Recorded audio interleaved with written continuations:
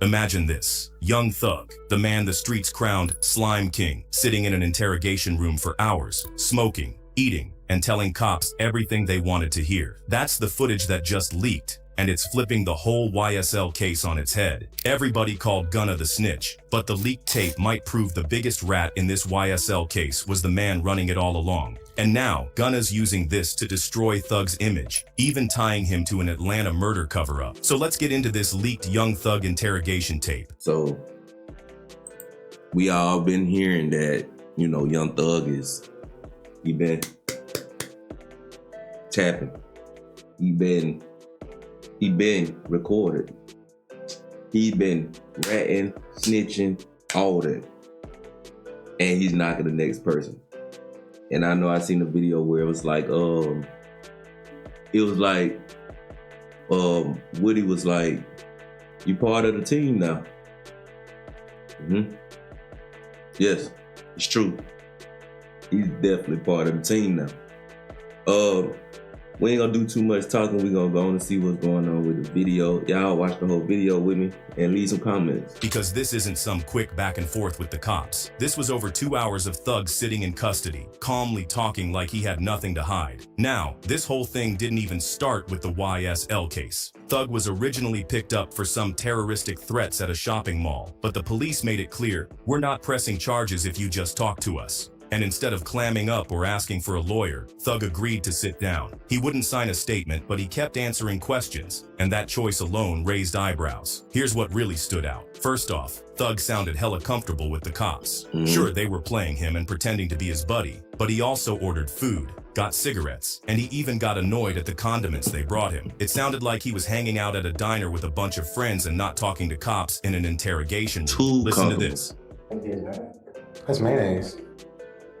Oh, mustard's not playing. Oh, I mean, mustard, that's on me. I'm sorry. And if you know anything about how rappers move when the feds are watching, this wasn't normal behavior. Most people go silent. Thug was acting like this was just another business meeting, but then he started dropping names and things got heavy. He brought up Pee Wee Roscoe, the same man tied to the infamous 2015 Lil Wayne tour bus shooting. According to Thug, Roscoe used to carry Wayne's drugs and was the kind of guy who breaks the law every day. I'm like, you shot at somebody, bro? But I don't fucking know, because every day niggas grow fucking ball. I don't know. I honestly don't know. But when it came to who actually shot up the bus, Thug distanced himself real quick. He basically told police, that wasn't me. I didn't order that. That was Roscoe moving on his own. Now, depending on how you look at it, that's either Thug telling the truth, or it's him redirecting blame to keep himself out of a potential murder-for-hire case. And then came Okay, no. You did exactly what it said. You name dropped, you told something, you ratted, and that's what it is.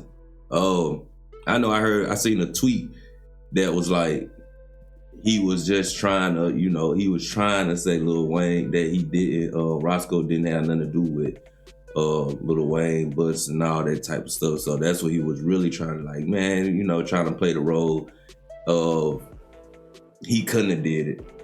But I don't know, I'm gonna let y'all be the judge. Y'all be the judge. Y'all know y'all done heard some of this stuff. Y'all done seen a little bit of this stuff. So Birdman. Thug didn't hold back on airing out the tension between Birdman and Lil Wayne. He talked about their fallout, the $30 million Wayne was supposedly owed, and even questioned why Wayne was crying over the money in the first place, which is wild, because around that same time, people were already calling Thug the new Lil Wayne, since Birdman was rolling him out like Wayne's replacement. He gave Wayne 70 million. And he owed him 30 million. He gave Drake 20 million, Nicki Minaj 10 million.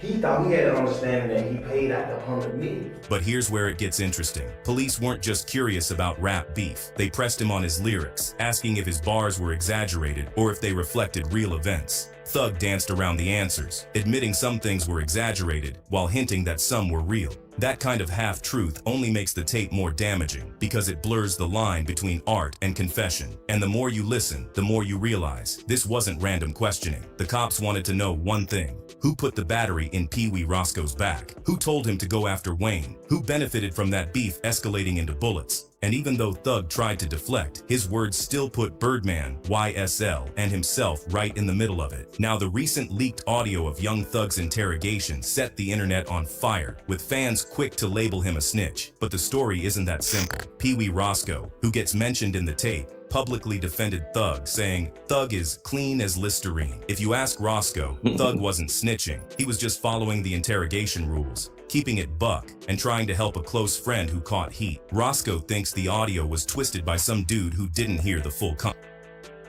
Yeah, man. Well, hey, if the person that is saying that you've been telling them, or the person that everybody's saying that you told on is speaking up for you, he's still riding with you, man. Hey, what can we say?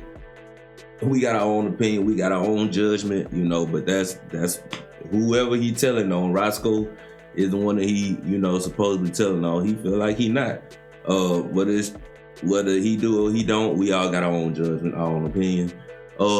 Yeah, but it's crazy how this can come out after, you know, Gunna issue, and a lot of people just, you know, Rilo, a lot of people that, of course, Woody. But we gonna keep it a buck. Charleston opened the door for all snitching. He opened the door for all snitching. I mean, it is what it is now, especially with the rappers and stuff like that. So therefore, man, just don't put yourself in a situation where you gotta snitch, I guess. I mean, I don't know. It's just to show you, man, that, you know, yeah, it's over with. It's over with, y'all. Just humble yourself, sit down, and just do life. You know, relax, chill. You know, cause ain't nobody keeping it real no more. context. When I was locked up and Jeff was locked up, we went viral when they was like, "That's the type of friend you want." He was like, "Man, Roscoe ain't told y'all a damn thing." Thug himself has taken to social media to fight the narrative. On X, he wrote, "They didn't play my interrogation video in court because I helped my brother to ratware." His point was that the audio was about helping someone close, not betraying anyone. Still, fans and critics are split. Some see hypocrisy, especially because of his beef with Gunna, who's also been accused of snitching back in the day. Let's call it as it is. This leak really shows the fine line rappers in these situations walk. In a world where loyalty is everything, even being honest in an interrogation can be twisted into betrayal, especially when you think about the YSL context in which this all is taking place. Some believe this whole tape is part of a bigger murder cover-up, and Thug's name is all over it. The murder cover-up angle. This is where the story turns brutal. The bigger picture behind Young Thug's case isn't just about music or one isolated crime. It's about a pattern of violence linked to YSL. Now, y'all know YSL operated for over a decade, orchestrating all kinds of nasty stuff, offing people, pushing dope, armed robberies, and witness intimidation, all while keeping that we're just a record label game going.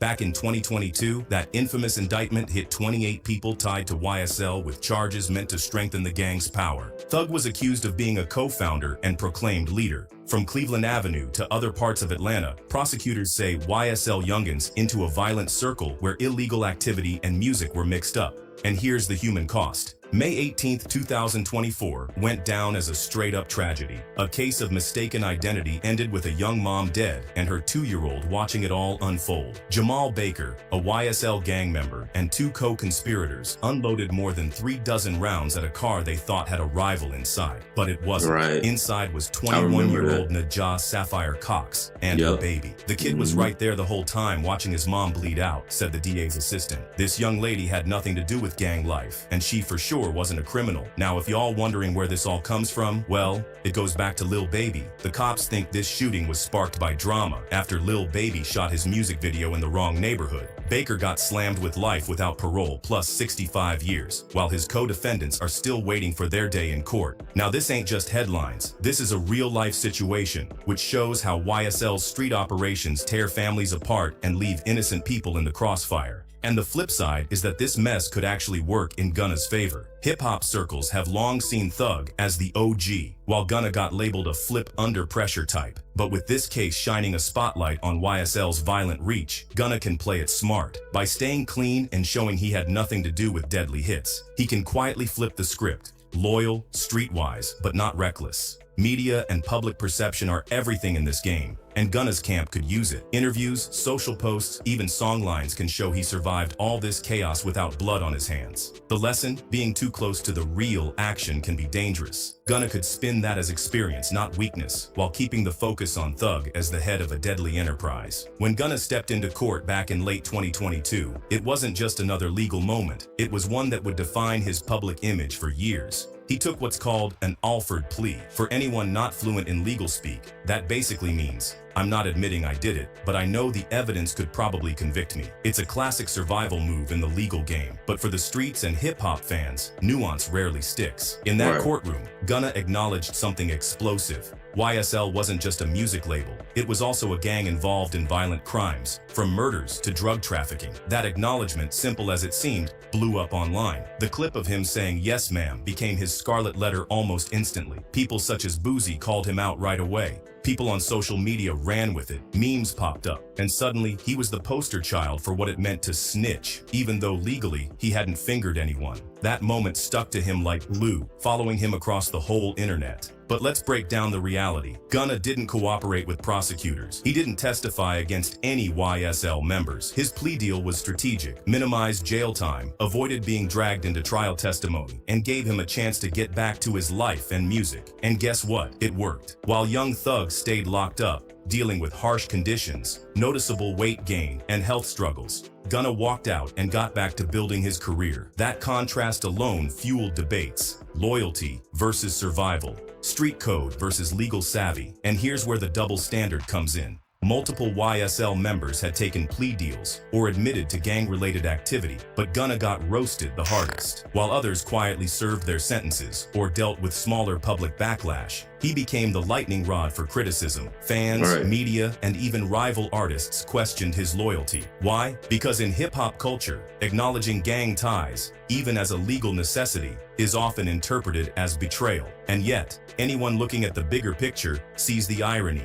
Thug, the so-called real one, stayed behind bars longer and faced far more personal decline. Fan reactions were immediate and intense. Some saw Gunna as smart and adaptable, surviving a storm that could have sunk anyone. Others branded him a traitor, forgetting the strategic angle behind his court move. And it wasn't just fans. This split shaped how the wider hip-hop world perceived him. It's a complicated...